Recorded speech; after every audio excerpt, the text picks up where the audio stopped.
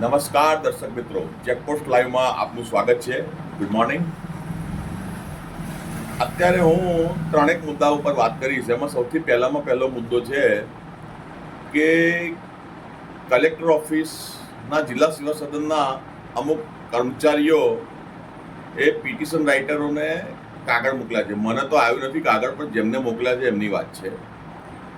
એ લોકોને કાગળ મોકલ્યો છે કે તમે તમારો પીસીસી જમા કરાવો, તમે કોઈ ગુનો કર્યો છે કે નહીં, આમ તેમ ફલાણું ઢીકણું. બધી વાત બરાબર, સારી વાત છે. તમે આટલી તકેદારી રાખો છો એ ખૂબ જ જરૂરી છે. નડિયાદના પ્રશાસનને ખૂબ જ સારી કાર્યવાહી કરવાની એમણે તજવીજ ધરી છે. એ મને જાણીને ખૂબ જ આનંદ થયો. પરંતુ સાથે સાથે એ પણ તજવીજ કરો કે જિલ્લા સેવા સદન ખાતે જે આખો દિવસ વચેટિયાઓ અંદર અવર જવર કરતા રહે છે, પહેલો માળ, બીજો માળ, ત્રીજો માળ, આખા જિલ્લા સેવા સદનની અંદર સીસીટીવી ગોઠવાયેલા છે. ત્યાં આગળ એ વચેટિયાઓ અને હાઈટેક વચેટિયાઓ મોટા મોટા વહીવટો કરવા આવે છે, જમીન સંપાદનમાં, કૃષિ પંચમાં, આ બધી જગ્યાએ. અને એક નાગરિકે તો નામ ના આપવાની શરતે એવું પણ કહ્યું છે કે ગણોત ધારા, આરટીએસ ના બધી જે અપીલો હોય છે એની અંદર એ જે અપીલ પાસ કરાવવા માટે 10માંથી 9 અપીલો પૈસા વગર તો પાસ જ નથી થતી. વાત સાચી ખોટી મને ખબર નહીં, પણ માહિતગાર સૂત્રોએ એવી જાણકારી આપી છે. તે તપાસનો વિષય છે, બરાબર છે. હવે આ બાબતે કોણ કાર્યવાહી કરશે? તમે જે સબ રજિસ્ટ્રારની અંદર જે આખો દિવસ વચેટિયાઓ અવર જવર કરે છે, આખો દિવસ હોય છે, એમનું પીસીસી કોઈએ માંગ્યું? એમની પાસે કોઈએ પીસીસી લીધું? એ તો કોઈએ માંગ્યું નથી. તો પછી આ રીતની ડિસ્ક્રિપન્સી કેમ ઊભી કરો છો કે જેથી કરીને અમારે તમને પ્રશ્નો કરવા પડે? એટલે કાર્યવાહી કરવી હોય તો બંને બાજુ કરો. ધંધાદારી જામીન પણ રજૂ થાય છે એકલા ચેપ્ટર કેસોમાં ને એમાં થઈને. એનું શું? એટલે ઘણું બધું છે, એ બધું તમારે વિચારવાનું, અમે અધિકારી નથી. પછી બીજો એક સબ્જેક્ટ છે ફૂડ વિભાગનો.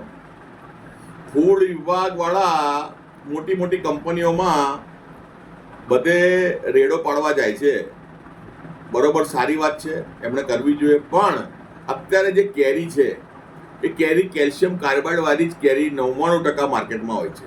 તમે શું એ કેરીના વખારોવાળા કે કેરી વેચનારા એ બધાની તપાસ કરી? એમને 50,000નો દંડ કર્યો નથી કર્યો. મ્યુનિસિપલ કોર્પોરેશન નડિયાદના જે આરોગ્યના અધિકારીઓ છે, ડોક્ટરો છે, એમણે પેલા લોકોને કેલ્શિયમ કાર્બાઇડની કેરી વેચનારાઓને 50,000નો દંડ કર્યો નથી કર્યો.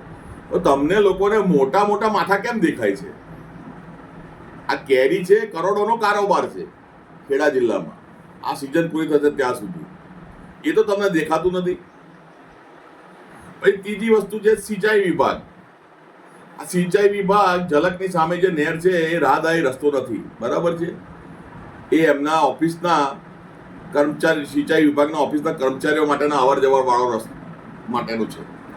તેમ છતાં એ રોડેથી રોજે રોજ સ્કૂલની વાનો, પછી પ્રાઇવેટ વાહનો, પછી સોસાયટીઓના એપ્રોચ રોડો એ રસ્તા ઉપર નહેરના રસ્તા સાથે જોડેલા છે. તો એ બધું ગેરકાયદેસર નથી?